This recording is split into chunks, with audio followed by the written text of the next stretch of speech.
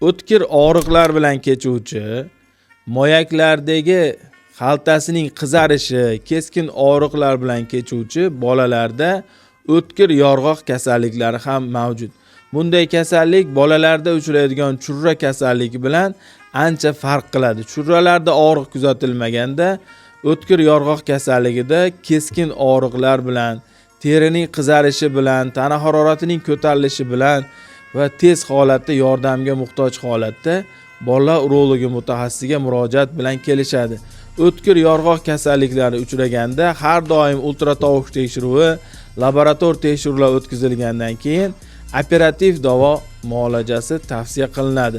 O'tkir yorg'oq kasalliklarda bo'lishi mumkin eng ko'p uchraydiganlardan bittasi moyak ortig'ining buralishi yoki moyakning o'zining buralishi. Bunday buralishlar bilan moyakning qon tomir bilan ta'minlanishi keskin buzilishi, moyakning yoki moyak ortig'ining nekrotik hujayralarning chirishi holati bilan bunday organlarda faoliyati to'xtashi bilan kuzatiladi.